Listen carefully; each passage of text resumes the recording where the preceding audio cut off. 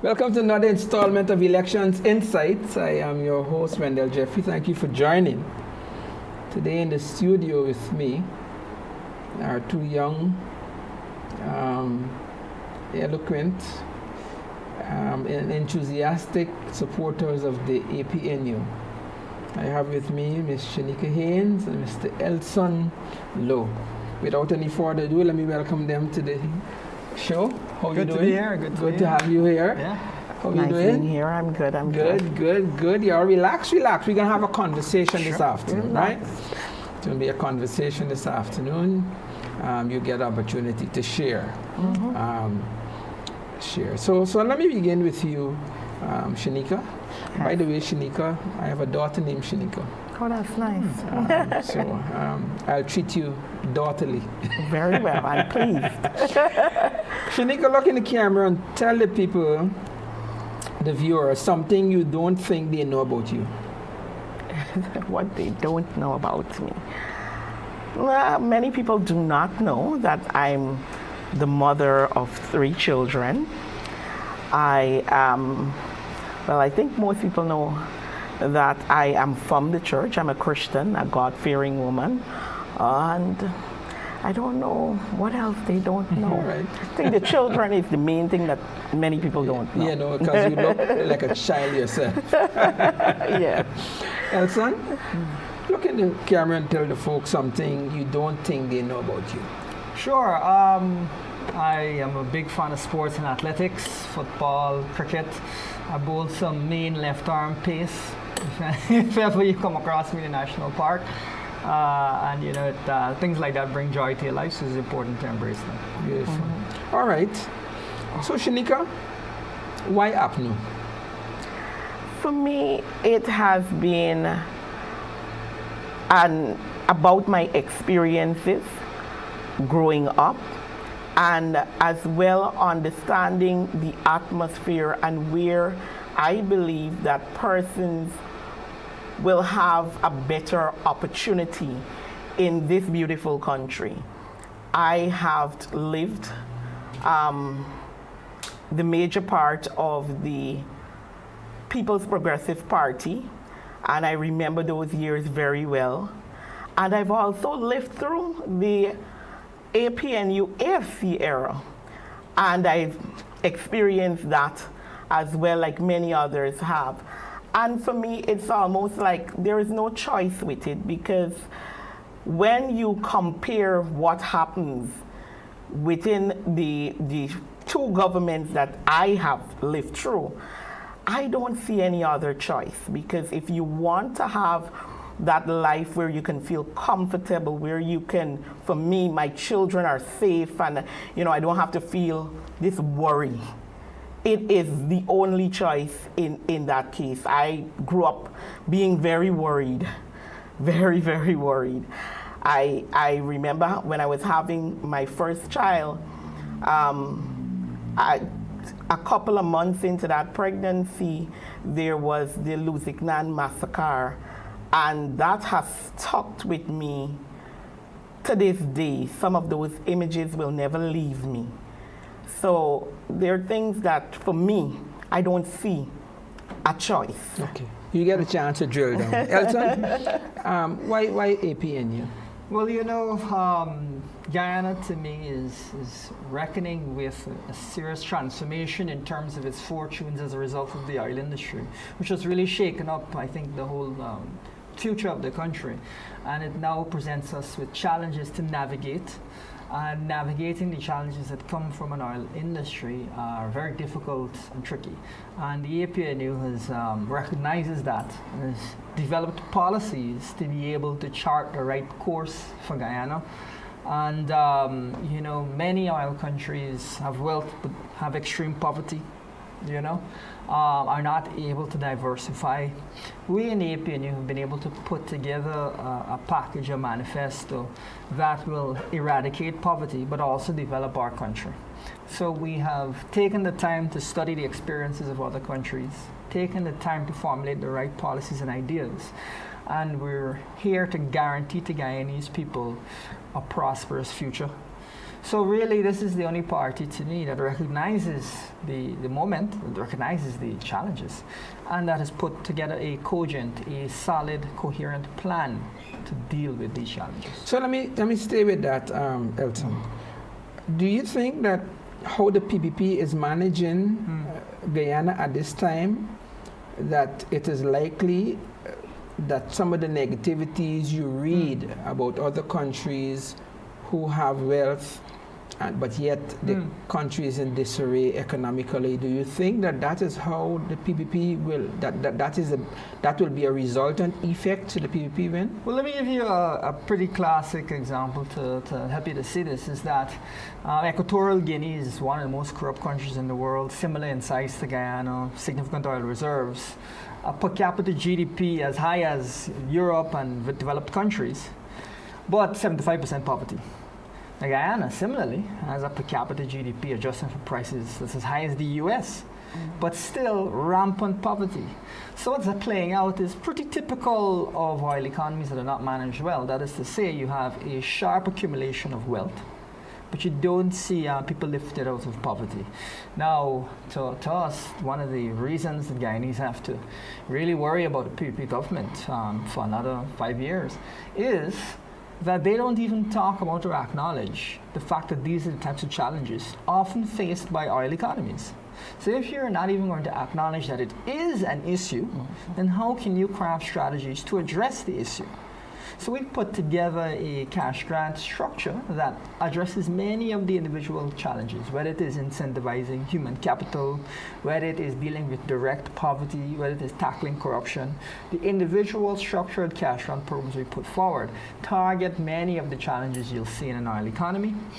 We recognize them, we're going to do something about them. The PPP isn't even acknowledging that they exist. And as a result, there's no real hope of seeing them address those challenges. Even the challenge of high cost of living, which many other oil countries will observe as the economy transforms. Government doesn't want to talk about the high cost of living. I spoke to a senior PPP person the other day, and they said there's no cost of living crisis. Now, if you're going to say there's no crisis, how can you craft any kind of solution at all? Not even a bad solution, any kind of solution. And that, I think, is really the difference between what we're seeing, is that, we recognize oil has its own specific challenges. We have to deal with them. Okay, Ms. Haynes, you want to talk a little to that? Do you see a challenge should the PPP win as it relates to how they are governing the resources? I think it's clear as we sit right now. As Elson would have said, what we have already seen are reports that are showing that the poverty level has increased rather than decreased during this 5-year period. While on the other hand, we have spent more than $5 trillion in terms of budget allocation in the 5 years, and there is nothing that is shielding to the poverty issue that we're facing. And the cost of living issue is major. I mean, for anybody to say there is no issue there, I don't think they go to the markets, they go to shop. Every citizen, once you go to the market, supermarket, you feel it. Eggs, simple, basic things that you would need. The increase is, in some cases, more than 100%. So you have to have plans to deal with that. And as Elson said, there isn't even an acknowledgement. So there is no plan being put forward. Giving cash transfer, there are ways to help individuals, but there are other systems that have to be put in place to ensure that at the end of the day, you're alleviating or lessening the issue. You have to look at your agriculture sector. You have to see that it is sustainable in every region if you're going to talk about starting to lower that cost of living. We talk about we were the breadbasket of the Caribbean, etc. We want to be, and food security. But you have regions that have to import from another region so far, and the cost to travel as well to take that that goods is a concern. So there have to be systems put in place strategically at every level. It's not just throw this here. It has to be dealt with in stages at every sector and every level for you to better. Can you speak any to what kind of policies the APNU government will have to put in place to immediately or soon thereafter reduce the inflation problem that we're having? Well, one of the things... Or the food prices, let me say inflation, the cost of living. Elson will be able to expand, but I know one of the things that we intend to do, we want to look at agriculture by region. If every region becomes sustainable, it is automatic that those prices will drop. Because if I'm able to produce the things that I need in my region, automatically I eradicate the cost of having it done or brought in from somewhere else. That will help. Then you go from that, you have to deal with being value added. So, you know, when you're able to now produce at a certain level, then you can talk about efficiency and going further and being able even to provide in terms of the Caribbean that can even bring in more income, and automatically you will see those prices in your supermarkets, products that are produced here, being lessened. All right. So let me begin with the difficult question for you, Elson. Sure. The efficiency that we are, the inefficiencies that we are experiencing now, by way of we have a supply and demand situation, and that drives cost. Yeah, sure. What plans, if you can speak to it, does APNU have in place to positively affect the agricultural situation? Yeah. You see what I mean? Because should you come into government, it's the same amount of farmers planting the same amount of pumpkins. So how do you see an APNU government helping to implement policies so that pumpkin would be reduced from $700 a piece to back There are to several $200? critical issues. The first issue, and it's something that we believe the government has really dropped the ball on, is that we've had a natural gas pipeline that has already been built and can bring gas to shore since the end of 2024 that's been laying idle. We do? Yes, the energy pipeline, the gas to shore pipeline was completed at the end of 2024, but the gas energy plant is still wallowing. However, that natural gas can also be used to produce fertilizer. So a top priority of a coalition, of our APNU coalition government, will be the establishing of a fertilizer plant using that natural gas to provide low cost or free fertilizer. That will bring down the cost of vegetables and food by 20 to 30% pretty much as soon as that is completed, because fertilizer is a component of the cost of these types of things. So that is going to be something that we implement across the country, low-cost fertilizer. But additionally, that will allow people to expand their overall amount of production, which will further bring costs down. In addition to that, we will also finance the acquiring through grants and through small business loans of equipment for farmers. So obviously, if you have better quality equipment, you can produce more efficiently, you can package and so on. And as a result of producing more efficiently, you can bring down those costs. But we also recognize that one of the challenges that Guyana faces is that because not every business is able to access finance to grow and so on, that you don't have as much competition as you really should be seeing in the market. And without adequate competition, prices will remain elevated even when the underlying product has fallen in costs. People will end up not lowering their prices. In economics, we say that prices are sticky downward. So basically, by expanding the productive capacity, by producing more efficiently, and as well as cheaper, and then by increasing competition, we'll bring down those prices. And so our agricultural policy will be geared towards increasing the amount we produce, but not just the overall amount, but critically, producing things at a lower cost than we have in the past. Who will be responsible for producing the stuff at a lower cost? Oh, well, of course, farmers across the country. Here the challenge I have with that, Sure. Elson. This current administration supplements fertilizers for the farmers. To a certain extent. To a certain extent. Yeah. There's no reduction in the cost for fruits and vegetables, even though there's to some extent a subsidies in. Can you give me one example? No, I don't want to do that to you. But let me tell you. Sure. Subsidies, the reduction in gas price does not bring down the cost of transportation in Guyana. Assistance with subsidies by way of taxes, giving the farmers taxes on their tractors and the equipment, it does not bring down the price of the produce. We supplementing them with fertilizer like you were suggesting. So except there is a government intervention I don't want to monitor. I get you. To monitor this. I get you. There's no guarantee that all that you are saying that the APNU will do for these farmers, that they will reduce their prices. We're not relying on the farmers' goodwill to reduce prices. As I said, we're relying on competition.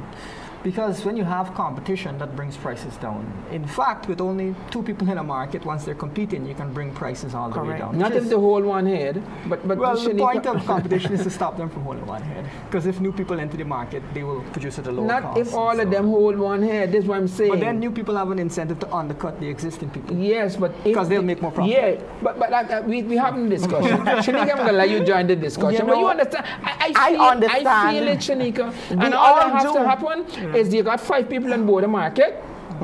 One body come in and they want to sell their pumpkin at $300 a cut, and if are selling it for $600, they will give the other person hell to hold one head. So I'm thinking that, to me, for me, there have to be some kind of government intervention. I don't know if maybe I'm talking past you all or something like that. But you got 3 children, man. You buy. I like to use pumpkin as a guide. You made an example of vehicle prices not going down. Transportation prices, not going down because gas did not go down. Because when the gas went down, correct, they didn't lower the prices, although they claim they raised it because of the high cost of gas at the point they raised it. Correct. Now, going back, the bridges are free. The tolls are free on the bridges, and still there is no reflection in the lowering of prices for any transportation that crosses the bridge. But so let me give you an example, using just what you use, because what I want you to understand and viewers to understand as well, it is not just one thing that causes the prices to be where it is. It's not just fertilizer. We visited Region 2, dealing specifically with the rice farmers, and there are a plethora of issues that are affecting them. And one of the things that you find major in the region is, you talk about the government giving subsidies. They will tell you everybody don't get those subsidies. Those subsidies are not handed out the way they should, because one of the major issues in agriculture, in terms of even what is given by the government to assist them, I mean, there is irrigation problem as well that we haven't touched. But one of the issues you have under this current government is that a political operative will collect, or they have extension officers still in some areas, they will give a list. And the complaint is because, of course, they know all of the farmers in the areas. And when they give that list, and it is given to a political operative, by the time the monies come, there is a whole different list where people who aren't even farmers are given the incentive. That is a big issue in Region 5, Region 6, and Region 2 in terms of agriculture, not just rice alone. So you have that issue. So the people who are really producing are not benefiting from these so-called incentives that are being given. And while the government is out there preaching, oh, we're doing this and we're giving them that, the reality on the ground is vastly different. The drainage issue is another one. I can give you an example. In Region 5, Ithaca was a big farming community in terms of what they were able to do. Under the APNU AFC coalition, we would have had the RAID program, where we would have given assistance with tractors, different equipment, and it was spread out in certain areas so that people could be able to do the roads and stuff in those areas were good. In 2020, before year end, I visited that area because of a complaint, and I tell you how the people put it over. The government sent operatives to steal the equipment out of the back dam. By the time I got there was only a tractor remaining. I ventured into that back dam. The road condition, I can't even describe it. When I came out of Ithaca after going into that area, I was sick for 3 days because of the rocking. And when we visited there, if you see produce that was just left to rot because there was no access. So understanding the context, and this is why it's not just about giving a rhetoric on the TV about what you're doing and you quote unquote have a fancy policy. You have to have systems in place to ensure that the policies work effectively for everybody and not some of the people. And the big issue right now in all of those sectors is the same. To your example of transportation, while the bridge is free right now, gas prices is down, and he benefit from that as well. Have you traveled through some of the areas you have to go?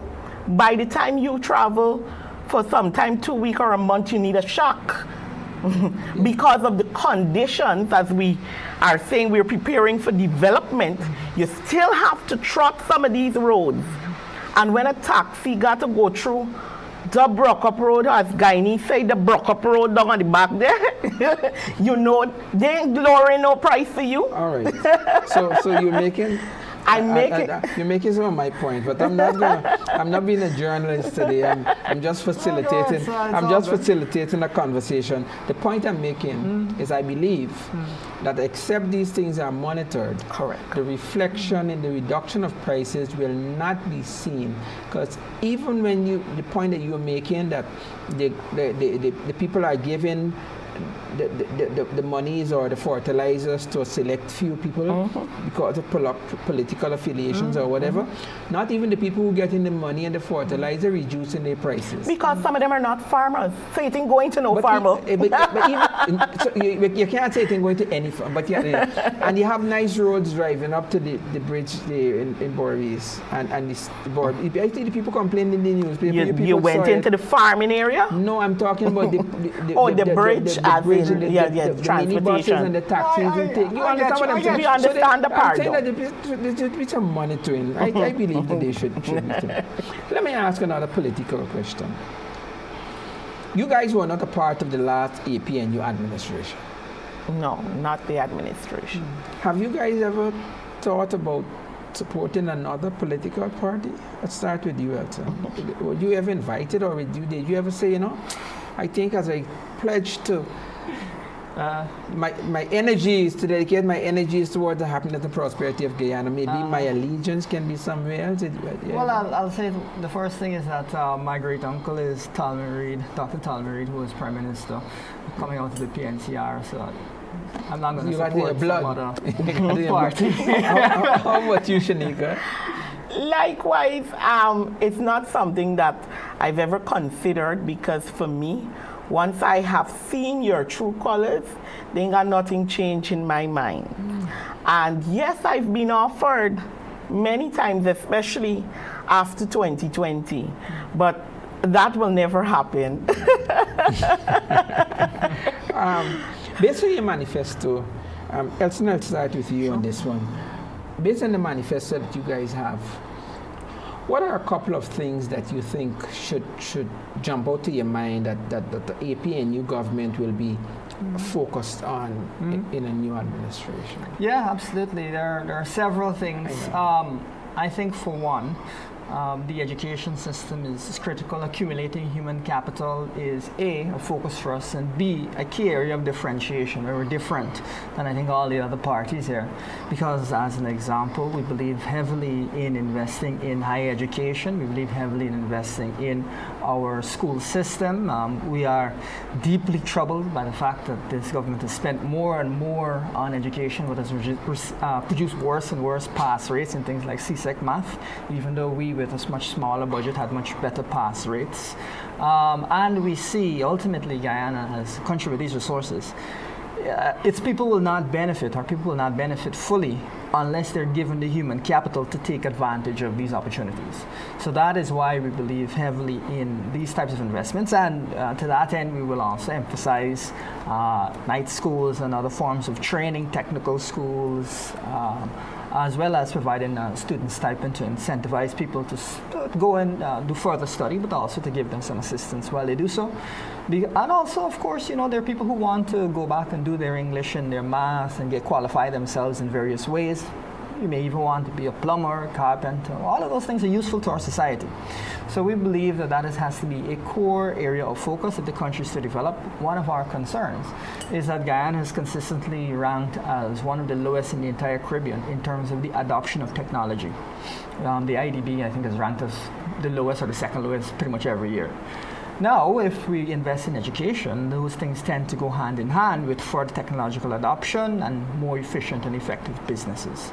So we see that as critical if we're fully going to take advantage of the resources.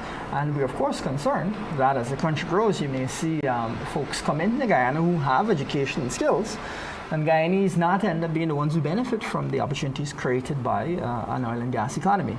So that is one area that is extremely critical. Another, of course, as we would have mentioned, is poverty alleviation. We believe that has to be, within the first couple of years, we will eliminate poverty in this country. It is ridiculous that you have a country with the second most barrels of oil per person in the entire world. Number one oil producer per person, and people living in poverty. So that's unacceptable. Thank you.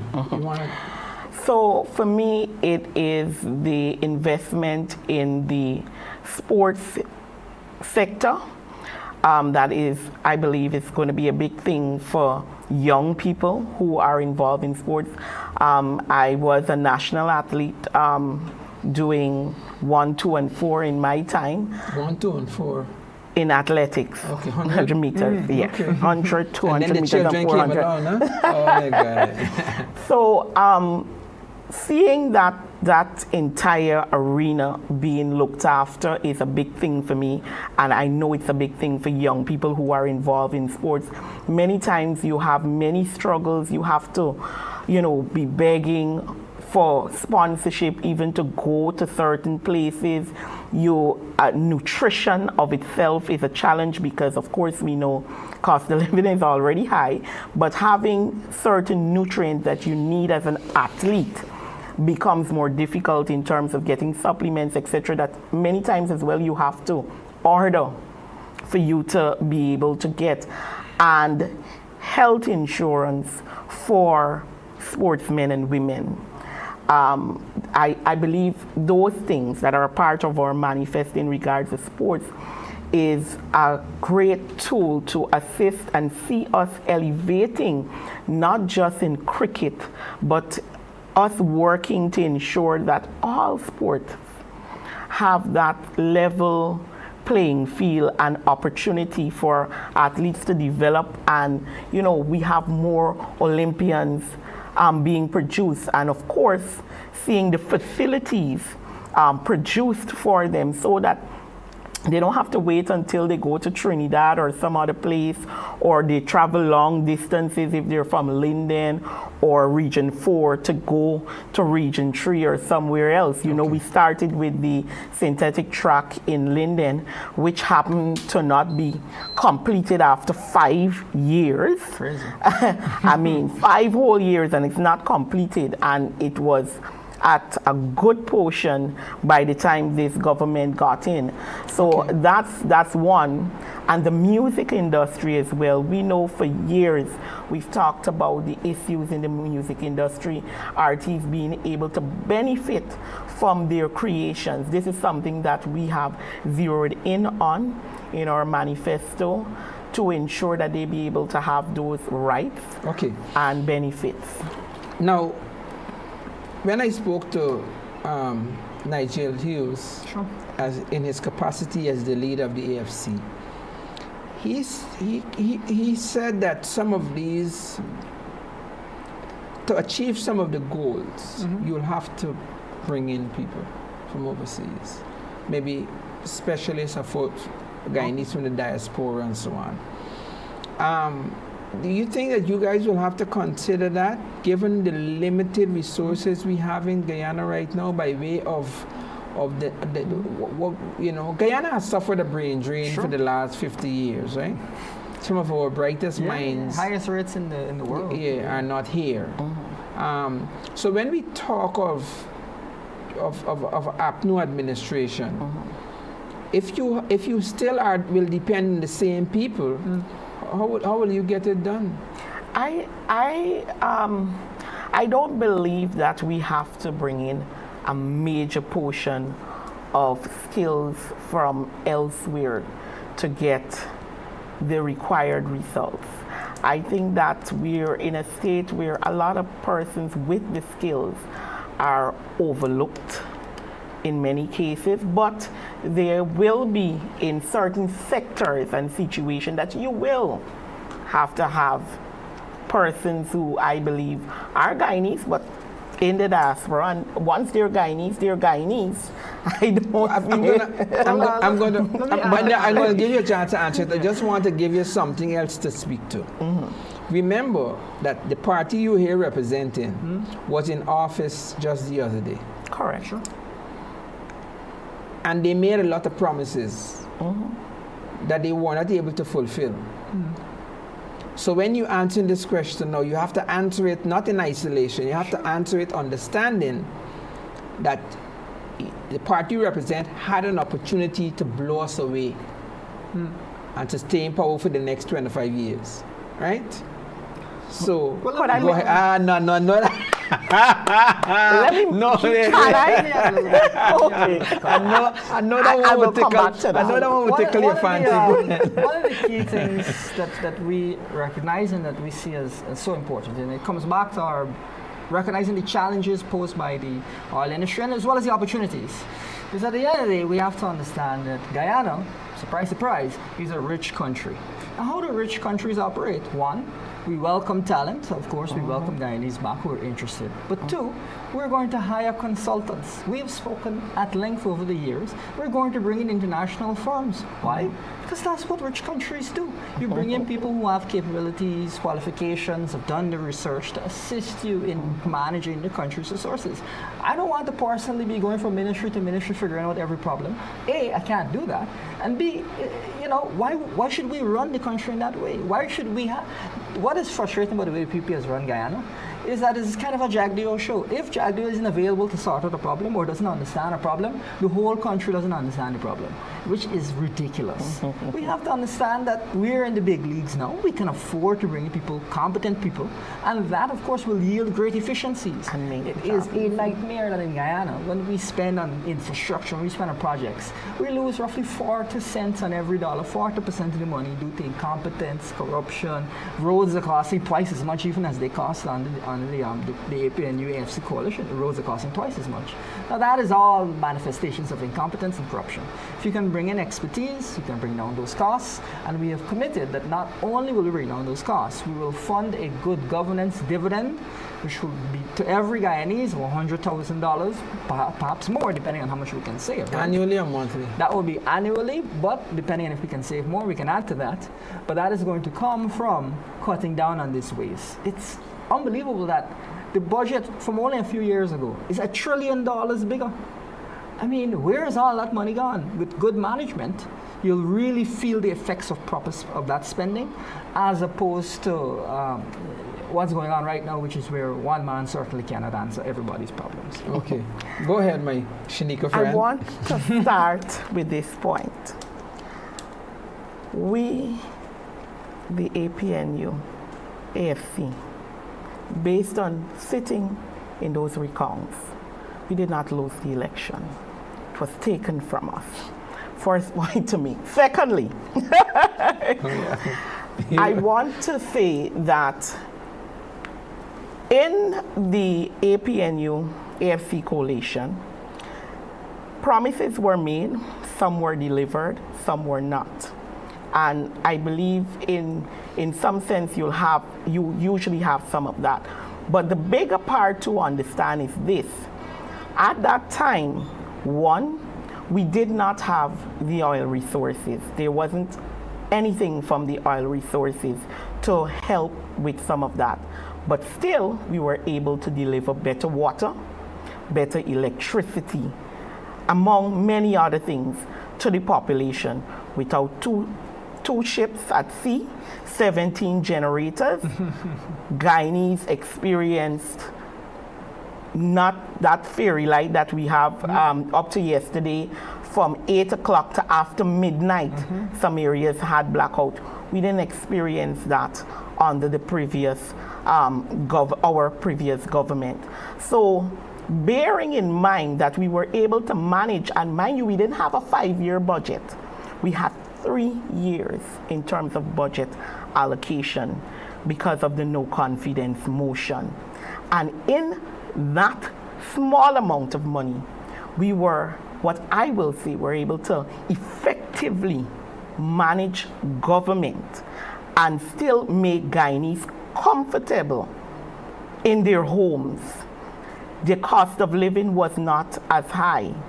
So imagine a government with the oil resources, with the skills and the heart for the people, having that money to govern a nation, how beautiful this nation will be. All right. Now, you brought in the recount. I had my friend Dexter on yesterday and Kibwe.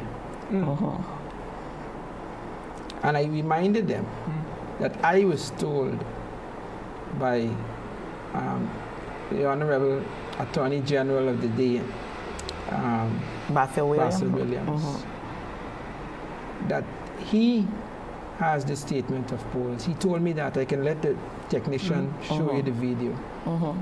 Wouldn't it be so easy for the Basil Williams to produce the statement of polls that he said he has, so we don't have to do a recount, we don't have to just show the statement of polls. And the reason I'm saying this is because we're going into an election in a couple of days and we're still litigating the last election. If they have, Basil told me he had statement of polls. Where are they? Just produce them and then let the court haggle over that. But what is the beside the point? What the is recount if poll, you say you have it, here my problem. I'm a Guyanese citizen. We're talking. I live in different countries. I observe different elections. Begin with that. Just bring it. Well, how would that change? No. Don't move the goalposts. I don't want to move the goalposts. Even if just bring the statement of polls and say these are the statements of polls. Understand this. Statements of polls are given to all agents that are inside the polling station at the end of count. And GCOM has statements of polls that is posted to the wall and what is submitted for counting. Okay. Right? Now, according to the law, although you give me a statement of poll and you give the other party a statement of poll, the statement of polls that matter is the statement of polls that GCOM has. And I want us to understand this. What became the issue of the statement of polls? It was that we saw statements of polls being posted that had dates were generated long before the election by the PPPC government. We had an issue where when you went into the station, I don't want to go out on a limb and say how it happened, But you have your statement, the poll that your agent collected from that day. And for some reason, with the same signatures of the agents there, the man next door statement, the poll is different from yours. And hold on, let me just finish. And then you get somebody else claim that they had a matching one. At the end of the day, the statement, a poll that had to be used was GCOM's. But here what happened, when you went into a recount, there is no matter of a statement, a poll anymore.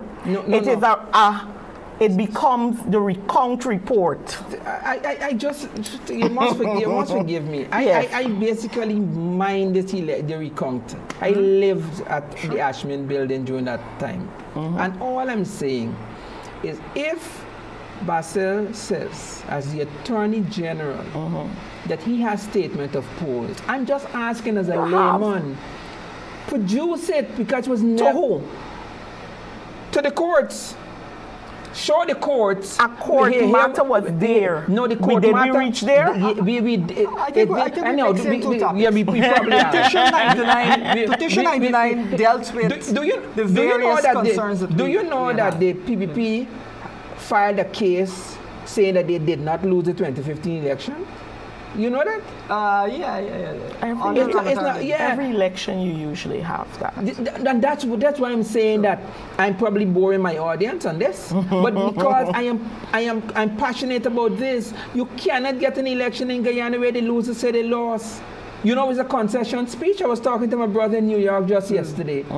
A concession speech is where a person who lost say, I lost. You ever hear a concession speech in Guyana from any party in 50 years? But hold on. I ask a question. It's a simple question. I can't recall. There is none. But you know, you can't make a comparison in that case when we have the issues that we've been having with GCOM.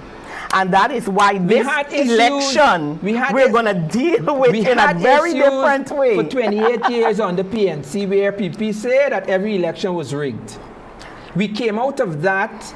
Then we had elections after that where whoever lost say they lost. I'm not blaming any party. I'm blaming point. a culture of us not being even when Al Gore lost in the United States, it was he knew he lost, the system was rigged against him, he gave a concession speech. I don't think you Hillary can make Clinton a comparison. The comparison is that except we either deal with the issues that cause these things, or except we are magnanimous enough to say, you know something, we bring in observers.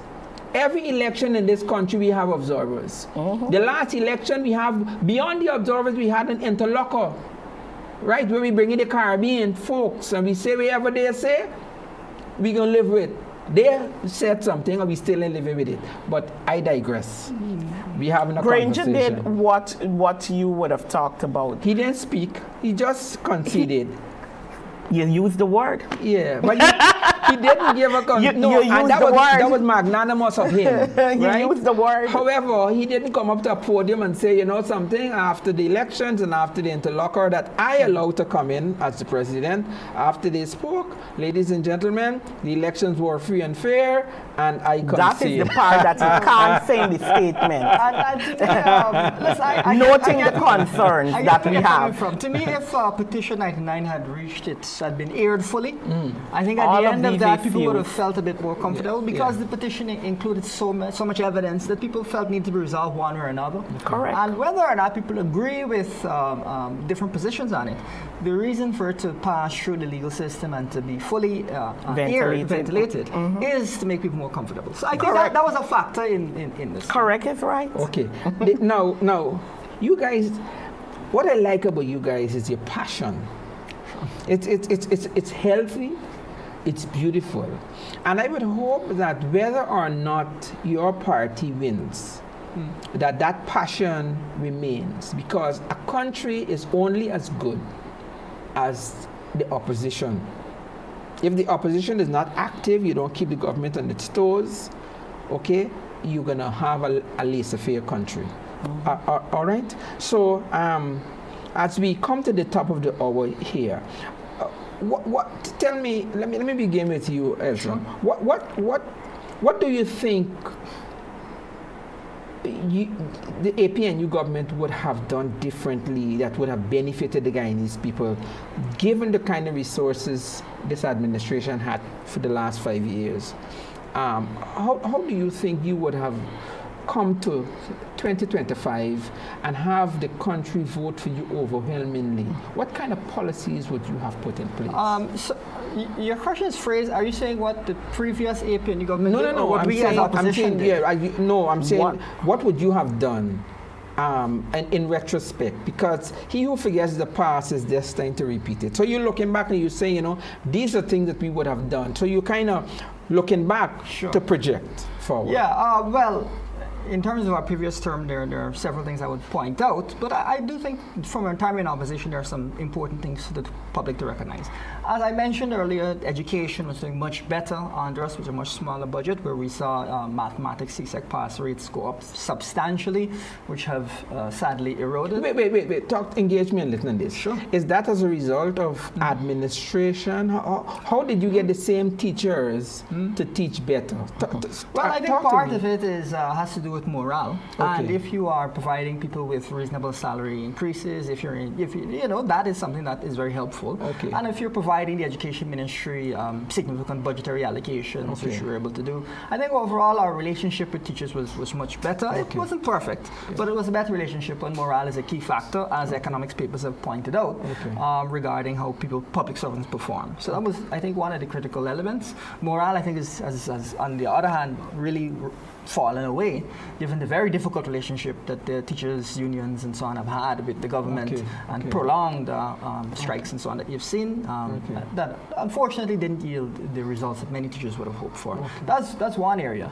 But even I want to highlight something that isn't talked enough about, which is that in our time in opposition in the last several years, the $100,000 cash grant that was received came as a result of pressure from the opposition for years, unyielding pressure. We identified that the government had received a windfall oil resource, oil revenue, and that's where the money for the cash grant came from.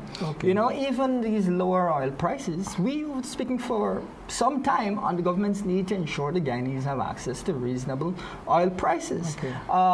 We've also dealt heavily with the regulation of the oil sector. You may recall the government fighting over whether or not to audit the oil industry when billions of dollars are on the line. Now that is clearly another area where we were able to get some progress and get the government to audit and to regularly audit, more than that. So there are various areas on issues of great magnitude that we've been able to get motion and be able to move the country in the right direction. And as a consequence, I think that gives Guyanese a sense. You mentioned passion. But also, if we're the ones who initiated this call for this cash grant, spoke at length about it, you can understand that we're committed to alleviating poverty and reaching objectives using cash grants. And the government just does it because they're really dragging their feet. They're doing it because they have to do it, not because it's something that they believe in. I'll come back to that. Sure. Just now. But they had that. So you're basically you're asking what we would have done with if we had what they had. Correct. Now, one of the things that I know off the bat would have been different during this time was our security sector. It would have been in a very different place. We would have seen more cases being solved, and some of the unfortunate, horrible incidents that we have seen between 2020 to 2025, just April, I do not believe we would have seen them under our government, because it was a sector that we invested in training, one, for officers to be able to conduct. We would have paid police officers a much better salary. We spoke to morale, we spoke to integrity in our policing sectors and the military, which in change caused persons to have more respect. Their duties were done not just if you get a phone call, that level of interference, you didn't see it in our time. And that in itself would have had that impact that I don't believe we would have seen the Henry boys. The two young men in Linden who lost their life, one at a protest and one where an officer just went and did what he did.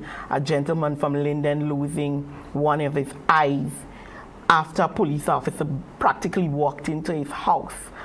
And more so the Adriana situation that we saw. So security sector is one I'm sure that would have been way different, managed differently. And like I mentioned before, the infrastructure area in terms of better water systems, we were on a great trajectory. We were providing wells in areas where people never saw water for more than 20-something years in terms of entering their homes. You had more trained engineers during our time, which helped to develop and cause our areas to see cleaner water. And then you had the firing, if you remember in the newspapers, of over 300 and something GWI staff, and here we are back to Ross water. So I don't think you would have seen that if we were there. GPL, SORISU, as I said earlier, 2 ships later, 17 generators, we still at it. Would have never happened. We almost, when blackout happened between 2015 to 2020, you were shocked. It came to a place that you were shocked if the light was cut off because it was so abnormal.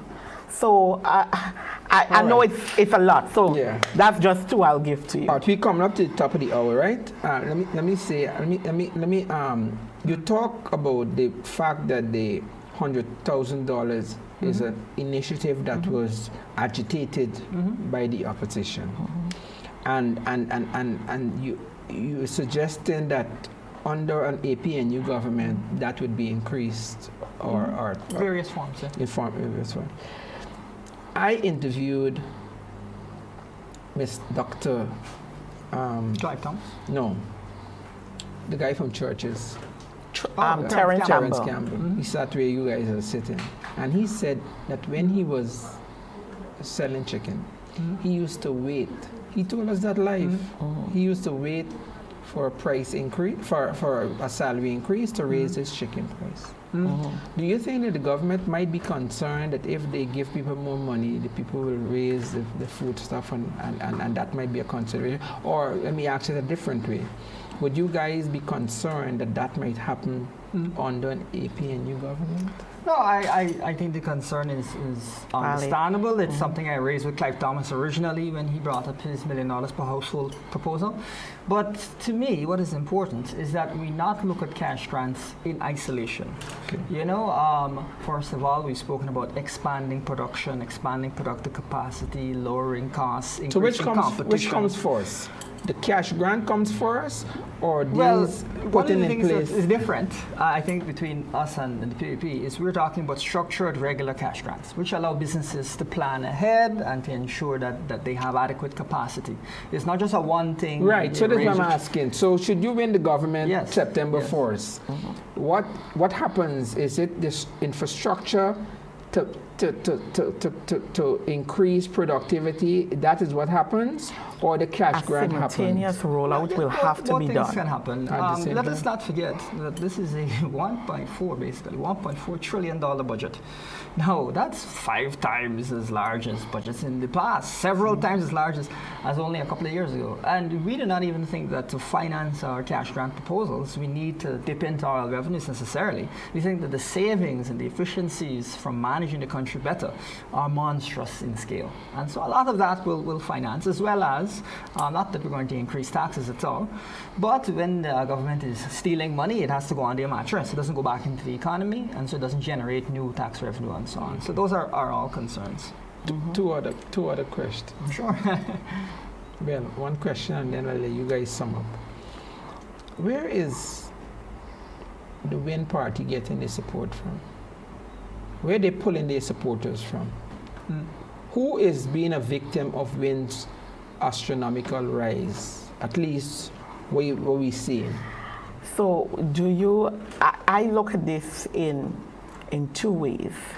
Whether face support or real support. Right. Because what I find on the ground, particularly the communities that I worked. We've done some work as well in the Georgetown area. I'm from the East Coast. What I am hearing, and the test will be, of course, on September 1st, what I am hearing is a face, because many of the young people who I see at a flag at the little spot where it is line, or they put on a jersey and went to the front, they told me plain, Auntie, don't worry with though. You know, one guy said to me, I could never vote for nobody else, to the point that he said, me mother would put me out if I try that. But Auntie, wherever the little sap come from, I will take it. He said that to me plain. He was one of the guys as well that received a contract from the government, and he was also parading with win. So I see that replicated in many of, I'll say, our communities. And you know what? I am not angry with young people who have that state, because what I have seen over the last several years is a government who has forced a setting or a grouping of people into poverty to the extent that I can't do anything for feed my family and get a little thing. But what I'm hearing on the ground, they will do that and secure the future. Okay. And you know, we believe at the end of the day, if people want to see a real change, they want to see the back of the PPP, the only party that can get you there is the APNU coalition. That's the only way that's really going to happen. And one of the reasons our manifesto is so well developed and so different than PPP is because we have different values. It's not clear what exactly the values of WIN are, what their goals are, and whether they will be fastidious as to what they say. What that word mean? Whether they'll hold to what they say, whether they really care about it. I can tell you, I've been talking about these particular structured cash grants for like 7 or 8 years. Okay. You know, and I'll continue to push them because I believe that is what's necessary for the country. It's grounded in good economics and in passion for the people of Guyana. What the WIN party's policies are grounded in, I do not know. And I think that many Guyanese will see through what to me is... So you're hoping that common sense prevails? Common sense prevails. Okay. All right. So, Shaneika, I want you to look inside your camera and tell one voter why they should support the APNU. So I will tell the voter that if you are looking to be able to live in a society that is free from fear, a society where you can look forward to a future for your children, securing them in terms of safety and their education and their overall development, then you don't have any other choice running in this election. And I want to say, while some persons may come around and say to you, oh, we're an extension of the APNU or the opposition, we're all fighting the same cause, let me hit this reality home. There are two major political parties in this race. If anybody else was supposed to take a place or a big stake in this, then they had to be able to junk out the PPP support and the APNU support, and there is nothing like that happening. So if you vote for a smaller party, what I will say to you here is that you are aiding the PPP's return in government. If you want to see the back of the PPP, there is one choice, and that is the APNU coalition, who intends to put you first. When you vote for the APNU, you're voting for your future, your children's future, and the generations to come. Thank you. Elson, look in the camera and convince a voter why they should support the APNU. Sure. You know, I think that it is so important that we understand that Guyana has moved from producing no oil at all to producing more oil per person than every other country in the entire world, more than Saudi Arabia, more than Norway. And yet, look at the life that you're living today. Does it feel to you like you're living in a country like that? What is happening is that resources are not going to the people of this country, and under an APNU government, your life will be transformed. You'll be living an entirely different life, full of opportunities, full of prosperity, full of hope, and full of a brighter future. So if it is that you believe that as a citizen of this country, you're entitled to see better, as a citizen of this country, you're entitled to benefit from our wealth as a country, from all that God has blessed us with, then I think that you have to make only one choice, because the other parties are not going to change your life. We will change your life. Thank you. Shaneika Haynes? Nice. Elson Lowe? Thank you so much for joining us. Folks, we want to thank you so much for joining us in Elections Insights. Until next time, our next installment, be safe. God bless you. Bye-bye.